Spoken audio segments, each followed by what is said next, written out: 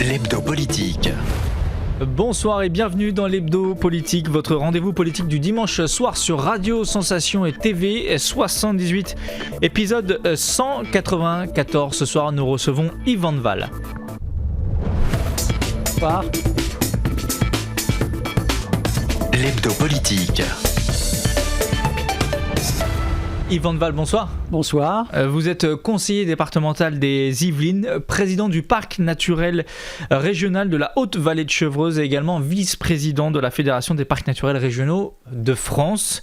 Vous êtes, Yves Van Val aussi, je le disais, conseiller départemental depuis 1999. Dans 2 mois, désormais, doivent se tenir les élections départementales et régionales les 13 et 20 juin prochains. Je dis normalement parce que avec la situation épidémique, on ne sait pas encore de quoi demain sera fait. Est-ce que vous êtes favorable, avec votre expérience, votre recul sur ce sujet-là, est-ce que vous êtes favorable au maintien de ces élections, quoi qu'il en coûte, quoi qu'il en advienne? C'est un peu les termes en ce moment qu'on utilise. Oui, je ne dirais pas quoi qu'il en coûte, parce que je suis d'une nature optimiste et j'espère que la campagne de vaccination produira ses effets et qu'effectivement on aura retrouvé une situation sanitaire suffisamment convenable pour que les élections puissent se tenir normalement. Donc pour vous, c'est ça qui doit primer, c'est la situation épidémique qui doit guider le choix qui sera fait dans les prochaines semaines? Oui, on peut difficilement imaginer, enfin j'ose espérer, que la situation ne se dégraderait pas à un tel point qu'on ne puisse pas tenir les élections. Ce sera en tout cas des élections dans un contexte particulier, tout se fera en visio probablement ou en réunion, mais en petit comité.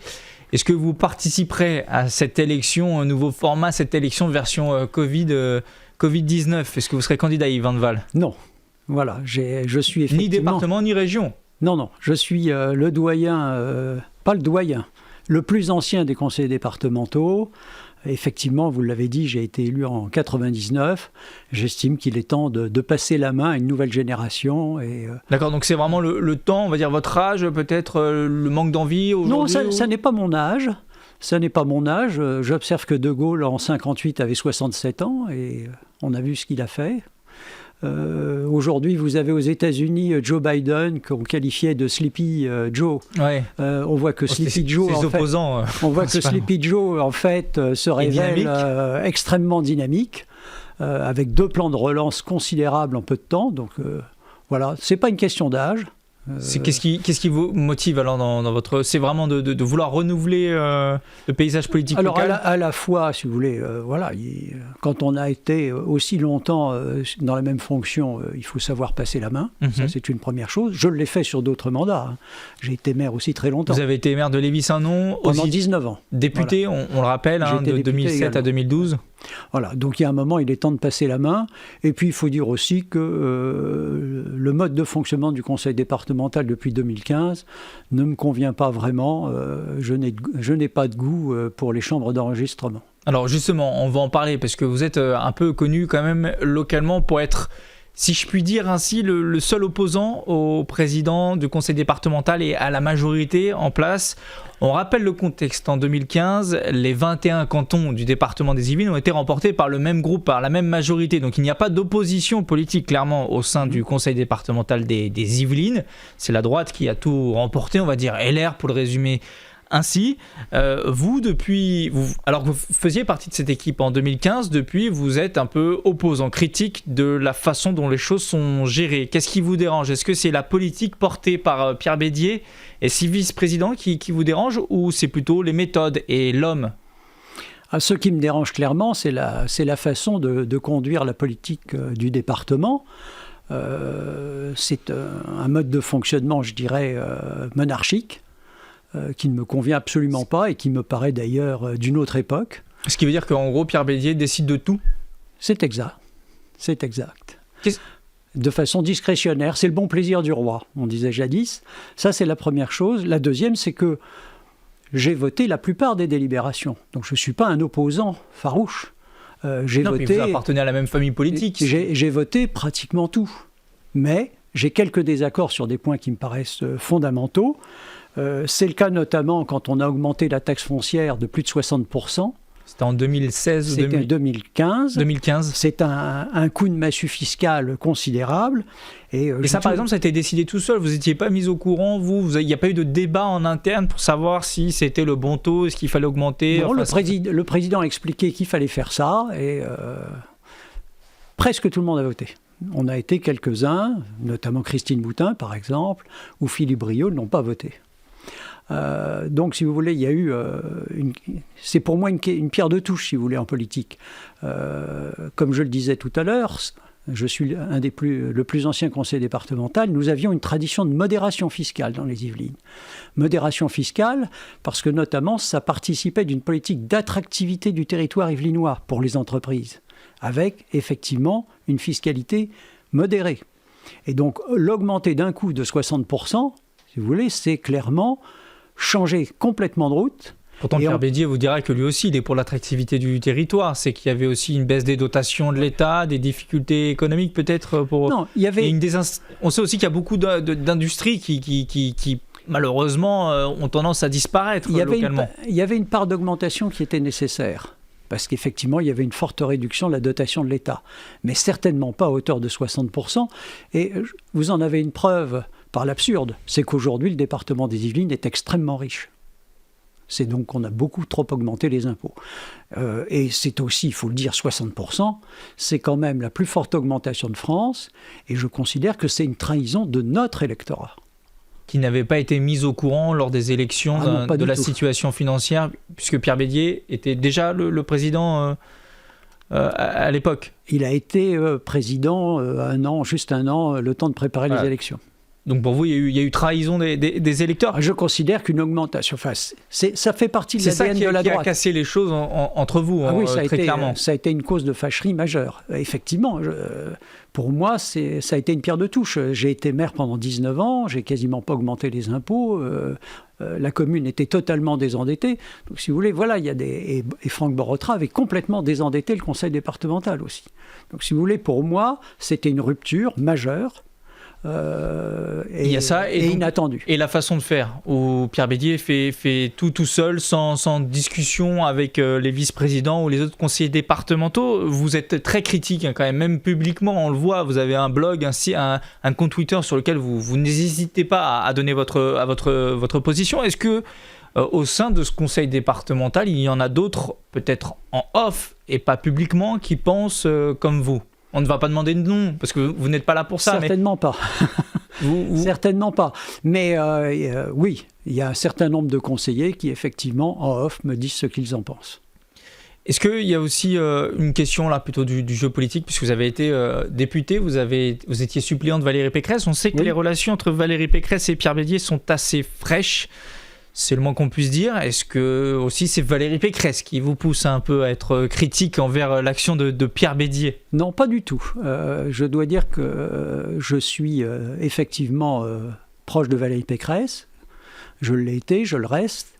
Je la soutiens d'ailleurs pour les élections régionales. Je vais même tracter pour elle. Donc, si vous voulez, voilà, donc, toujours sur le terrain. Je reste totalement motivé. Oui, il n'y a pas de petite tâche en politique. Donc je vais tracter moi-même. Et en revanche, et c'est quelque chose que je reconnais à Valérie Pécresse, j'ai été député pendant 5 ans à l'Assemblée nationale. 2007-2012. J'étais son suppléant. Jamais, à aucun moment, elle ne m'a donné d'instruction pour me dire quel comportement je devais avoir à l'Assemblée. J'étais son suppléant. J'étais député, effectivement, de plein exercice, sans qu'on me donne de conseils. Et très franchement, c'est à la fois une preuve de confiance et c'est aussi très confortable pour l'élu que j'étais. Sur l'action politique du département, est-ce que vous soutenez quand même les mesures qui ont été mises en place pendant la Covid avec le soutien financier aux commerces locaux? Il y a aussi par exemple un vote récemment au château de Versailles pour des rénovations des travaux de 15 millions d'euros. Il y a aussi les masques à l'époque, la vaccination qui est facilitée avec ce bus qui se déplace dans les milieux ruraux. Là, ce n'est pas la personne de Pierre Bédier qui est mise en cause, c'est la politique éventuellement. Est-ce que ça, vous soutenez tout de même? Bien entendu. Mais comme je vous l'ai dit, j'ai dû voter 95% des délibérations. Et donc, oui, bien entendu, je soutiens ces mesures. Je souhaiterais d'ailleurs qu'on en mette une assez rapidement en œuvre. parce que je constate que les collectivités qui organisent les centres de vaccination locaux engagent des dépenses tout à fait considérables. C'est le cas au centre de vaccination de Saint-Rémy-les-Chevreuses. Et je souhaiterais que le département, là aussi, mesure de solidarité, aide les collectivités qui ont mis en place ces vaccinodromes. Ça, c'est un sujet que vous portez, par exemple, actuellement, ou que vous allez porter au sein du conseil départemental ? Je le proposerai effectivement au conseil départemental. Je pense que... Mais sinon, sur les autres mesures, notamment l'aide au commerce, elle est nécessaire. Pour bien comprendre, c'est un échelon important pour vous, le département. Vous savez qu'il y a toujours ce débat, notamment en Ile-de-France, avec la métropole du Grand Paris, la région, les intercommunalités, le département. On parle de millefeuille territorial. Je pense qu'il y a eu un débat, notamment à l'époque du mandat de Nicolas Sarkozy sur l'avenir des départements. Et à l'époque, on avait d'ailleurs proposé de créer des conseillers territoriaux qui auraient eu la double casquette. François Hollande est revenu sur cette réforme. Je pense aujourd'hui, en tout cas, que le département, il ne faut pas perdre de vue l'essentiel. La majeure partie du budget du département est consacrée à des dépenses sociales. Oui, notamment au versement du RSA. Il y a le RSA pour les chômeurs, mais il y a aussi les jeunes, il y a aussi les personnes âgées, les handicapés. Situation de handicap. Tout ça, ce sont des sommes... On est à plus de 600 millions d'euros. Donc, c'est plus de la moitié du budget du département. Mais ça, par exemple, la région ne pourrait pas s'en occuper si on avait une région avec plus de pouvoir ? Non, parce que l'aide sociale, vous avez besoin d'avoir un échelon de proximité. Et le département est à la bonne échelle, à la fois parce que pour assurer de la solidarité, il faut avoir une surface suffisamment grande. Ce qui n'est pas le cas d'une intercommunalité, par exemple. Non, les intercommunalités sont trop petites pour porter la solidarité. Le vrai bon échelon pour vous, c'est le département. Et le département permet de mutualiser à une échelle qui est pertinente pour assurer la solidarité en matière sociale. Vous parliez de proximité, de bon échelon avec les départements. Il y a dans les Yvelines un autre sujet qui existe depuis des années, qui est sur la table, c'est la fusion du département des Yvelines avec le département des Hauts-de-Seine. Projet porté par Pierre Bédier aussi et Patrick Devedjian, qui est, on le rappelle, décédé l'an passé de la Covid-19. Mais le sujet est toujours sur la table. Vous, le principal argument, c'est de pouvoir faire des économies sur des budgets en temps de crise, on va dire, pour les finances locales. Vous, ça, vous ne l'entendez pas et vous êtes contre cette fusion ? Alors, je suis farouchement contre la fusion. Les choses sont très claires. Ça a été le deuxième sujet, si je puis dire, de fâcherie avec Pierre Bédier. Je suis farouchement contre. On vient de parler de la solidarité à l'instant. Oui. Et je disais que le département était une échelle pertinente. Est-ce qu'on a besoin d'avoir un département qui irait depuis Rézeux jusqu'à Villeneuve-la-Garenne ? C'est pas très grand, les Hauts-de-Seine. Non, c'est pas très grand, mais en temps de déplacement, ça oui. Oui, les Yvelines aussi. Vous reconnaîtrez qu'entre le nord et le sud, on met beaucoup de temps à se déplacer. C'est pour ça qu'il n'y a pas vraiment de raison d'élargir le département. Non, je pense que je suis contre pour plusieurs raisons. D'abord, je pense que quand on nous parle d'économie, il y a premièrement une possibilité d'en faire, et c'est ce que nous faisons actuellement, c'est de mutualiser un certain nombre de services. Avec les Hauts-de-Seine, vous parlez ? Oui. On a déjà un certain nombre de mutualisations, donc on fait déjà et on n'a pas besoin de se marier. Prévention archéologique notamment, les routes, entretien des routes. Vous avez les routes, des choses comme ça, effectivement. Donc ça permet effectivement de faire des économies en mutualisant, mais il n'y a pas besoin de se marier pour autant. Ça serait pour mutualiser encore plus. Non. Les porteurs de ce projet vous diront cela. Non, parce que si vous voulez, il y a des limites aux économies que l'on peut faire. Je viens de vous dire à l'instant qu'une grande partie de nos dépenses sont des dépenses sociales. Oui. Vous avez aussi des dépenses de personnel, par exemple le personnel des collèges. Ce n'est pas parce que l'on va se marier que l'on va réduire les dépenses de fonctionnement de personnel des collèges et que l'on va réduire non plus les dépenses sociales. Et puis surtout, si vous voulez, ce sont deux départements qui sont typés de façon extrêmement différente, qui n'ont pas la même histoire. Quand vous dites typé, vous entendez pas... Il y en a un qui est profondément urbain et à l'étroit dans ses murs, si je puis dire, ou dans ses limites. Vous en avez un autre, au contraire, qui a de l'espace. On n'a absolument pas les mêmes problématiques. Et moi, ce que je souhaite, si vous voulez, derrière tout ça, il y a quelque chose auquel ne sont pas nécessairement très sensibles les électeurs, mais auquel sont sensibles les élus. C'est l'autonomie de décision. Demain, s'il faut faire des investissements, est-ce qu'on les fera dans les Hauts-de-Seine ou dans les Yvelines ? Écoutez, souvent, les gens commencent d'abord par se servir en premier. Or, dans une fusion, il faut savoir que les conseils départementaux des Hauts-de-Seine seront plus nombreux pour des raisons arithmétiques. Donc, ce qui veut dire que vous avez peur que les investissements futurs, que la manne financière dont disposera ces deux départements très riches, va profiter principalement aux Hauts-de-Seine d'abord. On sera probablement moins bien servi ce qui me paraîtrait relativement normal. Donc je souhaite que l'on garde notre autonomie de décision dans le département des Yvelines. Vous parliez des espaces et de la verdure dont disposent les Yvelines, contrairement aux Hauts-de-Seine. Est-ce que c'est là le président du parc naturel régional de la Haute-Vallée de Chevreuse qui parle avec ce souci éventuellement aussi de bétonisation? Est-ce que vous avez peur qu'il y ait des terres qui soient mises aux enchères pour construire des logements? Oui, j'ai entendu cette crainte liée à la fusion, honnêtement. C'est pas un argument pour vous. Je n'ai pas de réponse là-dessus. En tant que président du parc, je pense au contraire que là, les règles des parcs naturels régionaux permettent effectivement de sanctuariser. Et l'une de mes grandes fiertés, puisque j'arrive au terme, c'est d'avoir réussi à protéger efficacement les espaces naturels et agricoles du parc naturel régional.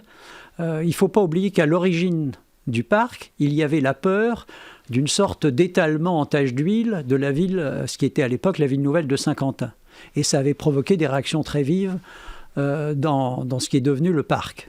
Depuis, on a réussi à bien coexister. Aujourd'hui, je trouve qu'on a un équilibre parfait qui est d'ailleurs très bon pour l'attractivité yvelinoise. C'est-à-dire qu'on peut travailler à Saint-Quentin et vivre au PNR, dans le PNR. Exactement. On peut se balader et avoir des loisirs Exactement. au sein du PNR. C'est ce que vous dites. Oui. Le PNR, pour rappeler ce que c'est, déjà c'est sur 2 départements, puisqu'on parlait de la fusion Hauts-de-Seine-Yvelines, c'est sur le département de l'Essonne et des Yvelines, principalement des Yvelines tout de même. Il y en a 4 en Ile-de-France qui représentent 20% du territoire globalement, qui s'étalent sur 20% du territoire francilien. Il y en a 56 en France. Quel est le rôle concrètement d'un PNR qu'on connaît bien maintenant de nom, mais dont on ne connaît pas forcément l'utilité concrète d'un PNR, vous qui êtes le président du PNR de la Haute-Vallée de Chevreuse? Les PNR, si vous voulez, sont très très différents. Les gens connaissent les intercommunalités. Les intercommunalités ont des compétences. Notamment à Saint-Quentin, qui est très importante, l'intercommunalité. Exactement, qui leur sont confiées par l'État et elles exercent leur mission, leurs compétences. Dans les parcs naturels régionaux, il ne faut pas oublier, c'est un projet politique qui est bâti en commun, qui est concerté et qui est valable pour une durée limitée. Quand vous faites partie d'une intercommunalité, comme la communauté d'Aglo de Saint-Quentin, vous pouvez très très difficilement en sortir, voire pas du tout. Un parc naturel régional, tous les 15 ans, on révise la charte, et ce jour-là, c'est un peu « j'aime » ou « je m'en vais ». D'accord. Et donc, si vous voulez, c'est déjà une différence énorme, et c'est un projet politique. Alors, l'efficacité, si vous voulez, des parcs, c'est que ça permet notamment de conduire de grands projets en commun. On l'a fait, par exemple, pour renaturer l'Yvette à Saint-Rémy-les-Chevreuses. On a remis, c'était une des premières en France. Vous disposez d'un budget pour mener des actions en faveur de la biodiversité. On peut aussi rassembler, si vous voulez, des collectivités autour de grands projets communs. On a mis en place des transports à la demande très innovants avec des véhicules électriques, des petits vans, qui permettent aux gens, en utilisant une application régionale, directement de réserver un véhicule pour faire une course sur les communautés de Chevreuse et de Limours. Donc, si vous voulez, on est un fédérateur, un rassembleur, et on le fait également en ce moment sur un plan alimentaire territorial qui devrait permettre de rapprocher les producteurs agricoles et les consommateurs dans le sud Yvelines. Vous pensez que les PNR sont valorisés par la crise actuelle qu'on traverse, la crise du Covid-19, avec ces confinements, cette interrogation autour de l'environnement qui prime aujourd'hui, des espaces, les gens veulent plus d'espace, plus de verre, moins de béton? Est-ce que ça valorise les PNR? Oui, bien évidemment. On est même pionniers. À l'époque où ont été... Ça pourrait être un modèle pour le développement des villes et des... Mais c'est une des vocations des PNR, et c'est notamment un des objectifs. Les parcs doivent faire école, doivent lancer des opérations pilotes et faire école. C'est une des missions d'ailleurs que nous demande le Conseil régional. Quand on parle des PNR en Ile-de-France, un sujet d'actualité encore... Alors, c'est pas un sujet très connu, mais il y aura un 5e potentiellement PNR en Ile-de-France, en Seine-et-Marne. Oui. C'est un processus très long. Il s'agit d'une intégration comme au sein de l'Union européenne, ou c'est beaucoup plus simple? Non, c'est un processus long et complexe. D'autant que, vous l'avez dit, on compte 56 PNR aujourd'hui. En France, oui. En France, mais il y a beaucoup de PNR en projet. Et à la Fédération des parcs, on est très très vigilant pour éviter une banalisation. si demain tout est parc, il y a c'est plus pas de pour parc. devenir comme un écoquartier, quoi. Voilà. Quand on construit des nouveaux Voilà. quartiers, c'est un peu une étiquette qu'on colle pour Bon, faire plaisir. justement, à la Fédération, on est très vigilant sur la qualité des territoires. Il est dit, la loi dit que ce sont des territoires d'exception, qui doivent avoir un patrimoine naturel et bâti remarquable. Et donc, on est très, très vigilant sur ce point. Là-dedans, quand on est un PNR, c'est-à-dire qu'on ne peut pas construire ce qu'on veut, comme on veut. Les règles d'urbanisme sont différentes aussi. Alors, c'est le seul point, si vous voulez, sur lequel les chartes des parcs sont coercitives. C'est-à-dire, on n'a pas le choix. Donc, on avait innové également, et je remercie à l'époque, c'était Nathalie Kosciusko-Morizet qui avait la double casquette, et c'est important. Elle pilotait à la fois et l'environnement et l'urbanisme. Et donc, ça nous a permis, en brutalisant un petit peu gentiment les services de l'État, d'obtenir une décision qui nous a permis de faire un plan de parc qui est à la parcelle. On est à la parcelle cadastrale dans les villages pour déterminer l'utilisation du sol. Et c'est un outil qui permet de protéger très, très efficacement. Vous avez un vrai pouvoir en la matière. Exactement. Yves Van Waal, un sujet, vous parliez du ministère de l'écologie. Vous êtes dans la liste du ministère de la transition écologique pour devenir membre de la Légion d'honneur. Bientôt, vous avez été sur la promotion parue le 1er janvier, traditionnellement, du journal officiel. Déjà, est-ce que c'est une fierté? Alors pourquoi le ministère de la transition écologique? Vous le savez? Bah oui, quand on préside un PNR, il y a une certaine logique. C'est pour ça. Donc c'est dans ce cadre-là qu'on vous remet la Légion d'honneur? Oui. C'est pas pour vos 30 ans de mandat ou... Non. Non. Moi, c'est une fierté? Évidemment que c'est une fierté. Voilà, ça fait plaisir et c'est une réelle fierté. Je dois dire que je suis en train de réfléchir à la façon dont on pourra procéder à la remise. On est dans un contexte un peu particulier. Ça arrive quand la remise? Vous le savez déjà? C'est prévu quand? Non, parce qu'il faut que je trouve le parrain qui me remettra la médaille. Ah d'accord, ce sont des règles très fixes, il y a des règles qui sont très précises. Il y a un protocole. Donc il y a un protocole, donc il faut trouver un parrain. On verra le moment venu. Qui doit être un membre du gouvernement ou pas forcément? Non, je ne prendrai pas un membre du gouvernement. Si vous voulez, je souhaite séparer ça, si vous voulez, d'images politiques. Voilà, très bien. C'est très clair. Oui, c'est aussi le privilège de l'âge. Un mot politique quand même pour aller vers la fin de cette émission, puisque vous avez quand même 30 ans de carrière politique derrière vous. On a parlé au début de l'émission des élections régionales et départementales. On va les présenter comme un tour de chauffe avant les élections présidentielles de 2022. En 2017, vous aviez soutenu François Fillon, si je ne me trompe pas. C'est exact. Au début. Pour 2022, votre candidate à vous, naturellement, c'est Valérie Pécresse, même si rien n'est officiel aujourd'hui, qu'on sait qu'à droite, il y a beaucoup de candidats qui se positionnent, mais rien n'est clair encore. Mais pour vous, elle ferait une bonne présidente de la République? Je pense que, clairement, Valérie Pécresse a toutes les qualités, effectivement, pour briguer effectivement la plus haute fonction de l'État. Je pense qu'il faut regarder son bilan à la région Île-de-France. La région Île-de-France était quand même pas en très bon état lorsqu'elle a pris les rênes il y a quand même très peu d'années. Je pense en particulier à tout le secteur des transports. Tous les transports en commun d'Île-de-France souffraient d'un sous-investissement chronique depuis des décennies. Ce n'est pas seulement un procès d'intention fait à la précédente majorité. Ça faisait des décennies qu'on avait sous-investi. Je dois dire qu'elle a pris le problème à bras-le-corps et on voit à peine commencer, c'est pas de chance, c'est pas le bon calendrier pour elle, mais on commence seulement à voir maintenant effectivement arriver, par exemple, les nouvelles rames sur les lignes. Notamment sur la ligne N qui dessert 50 ans en Yvelines, les nouveaux trains. Mais dans les années qui viennent, on verra effectivement le produit d'une politique extrêmement soutenue et qui a mis plusieurs milliards d'euros. Elle ferait une bonne présidente meilleure que Xavier Bertrand ou Bruno Retailleau ou un éventuel retour de Nicolas Sarkozy.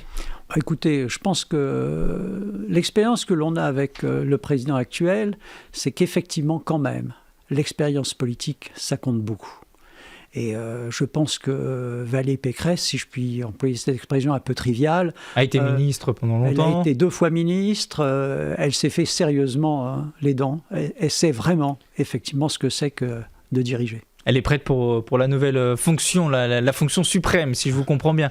Un mot quand même sur l'action du gouvernement, parce qu'on a parlé beaucoup de sujets très locaux, très yvelinois, mais il y a un sujet qui est national et aussi yvelinois forcément, c'est la Covid-19. Comment vous jugez la gestion de la crise, et notamment économique, puisque vous êtes un spécialiste des finances, si je peux vous présenter ainsi. Comment vous jugez l'action du gouvernement et de l'État ? C'est un peu on a l'impression que le seul bon point de l'État, c'est notamment les aides qui ont été mises en place au soutien à l'économie que tout le monde semble lui accorder. Est-ce que vous partagez ça aussi, vous ? Oui, je pense, et je crois que ça fait d'ailleurs l'unanimité chez les spécialistes. Il fallait absolument réagir, et je pense qu'effectivement, on a pris les bonnes mesures.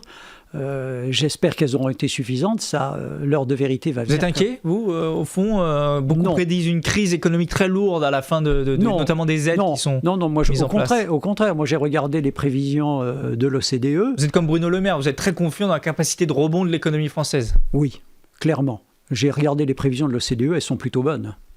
Et donc, oui, je pense que tout le monde, effectivement, partout, piaffe d'impatience pour retrouver une vie normale. Oui. Et je pense que dans le secteur économique en particulier, ils ont envie d'y aller à nouveau. Oui. Et ça devrait être le cas dans les prochaines semaines, prochains mois. Merci beaucoup, Yves Van de Waal, d'avoir participé à cet hebdo politique sur Radio Sensation, en partenariat avec TV78. Vous êtes, je rappelle, conseiller départemental des Yvelines et aussi président du Parc naturel régional de la Haute-Vallée de Chevreuse. Merci encore à vous. Merci. L'hebdo politique, c'est fini pour ce dimanche. Vous pouvez retrouver cette émission en podcast audio et vidéo sur les sites internet, applications et réseaux sociaux de TV78 et Radio Sensation. Bonne soirée à tous et à dimanche prochain.